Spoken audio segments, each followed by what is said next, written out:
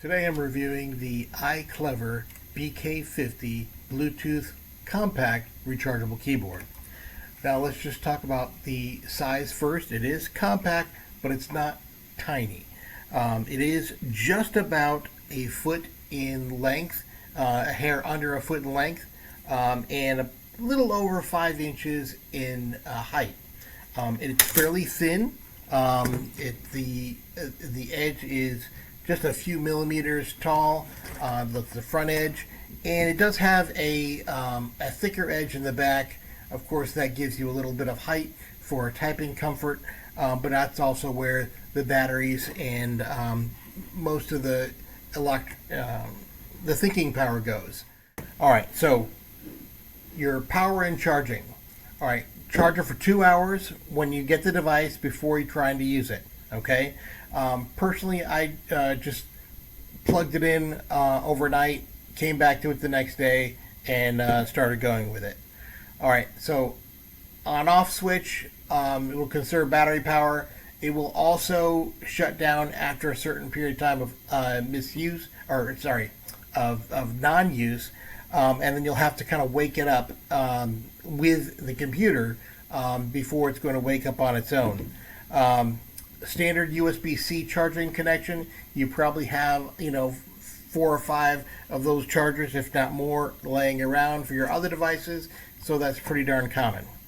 Okay, now let's go to the keys. Okay, so this keyboard is designed to work with Android devices, Windows devices, and Apple devices. So some of the keys have different labels on them that you may or may not be used to. All right, so for Windows folks, you'll see that there's the normal Windows key, so that will, with a lot of commands with Windows, that will pop that up. For Apple users, you'll see that there's the command key. If you have a normal keyboard, usually it's the Windows key that acts as the command key on an Apple keyboard, and vice versa. This just has dedicated keys for it. Which also has the Alt key if you're on a Windows, or the Option key if you're on a Mac. Like I mentioned, these spacebar and Enters keys, they're a different color for some reason. They have these fancy little chevron designs on them. They serve no other purpose than that. Your function keys, you have a lot of your mobile type options. So brightness controls, you have a home button. I love this because this is basically hitting Alt Tab on a Windows computer. It'll bring up however many options you have available, or how many programs you have running on your phone, and allows you to switch between them. All right. Obviously a Find button, and these are your media keys for play, pause, and forward and back, your volume buttons, mute buttons. And this here, especially if you're a Windows user, I love it because, while it would normally be a print screen button, they actually did the much more useful snipping button, which is 3 keys on a Windows keyboard. You have to press the Windows key, the Shift button, and the S, and then you can just capture a segment of the screen instead of capturing the whole thing.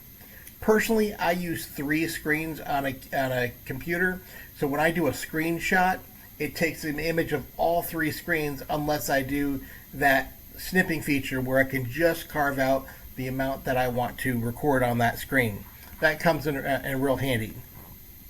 All right, so you'll notice that there's a lock image here and a lock image here, but those lock images do different things. So to activate them, you would hit the function button and then one of the lock keys.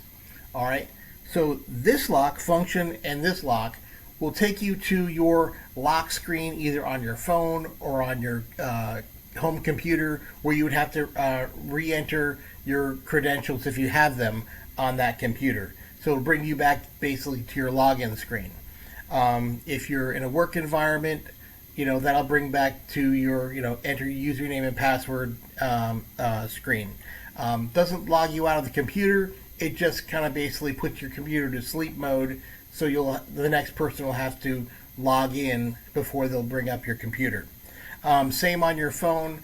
It'll just bring you to that lock screen on your phone if you're using it for your phone. So that comes in real handy. On the opposite side is a function lock. So most of the time, I think, at least I'm talking out of my personal, I would leave it to use the media functions on here. So the home screen and the tab buttons, and my multimedia options for volume and all that kind of jazz. But if I'm doing a presentation, I might want to use, for example, like F11. F11 will bring me to a full screen, so folks don't see, the clock and the upper menus and all that jazz. They'll be focused on whatever I want to present. So for that, I would use F11.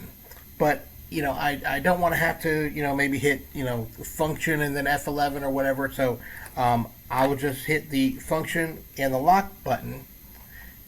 That little light comes on and it reminds me that the multimedia buttons are now deactivated, and now I'm using just the F1 through F12 keys. And so if I wanted to hit F11, I just tap it once and be done with it and forget about it. All right, so I'm going to turn that off now, and we should be back to normal.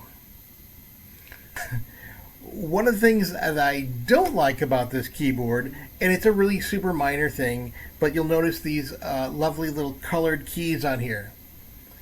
The colors serve no function whatsoever. Those keys merely act as a space bar and an enter button.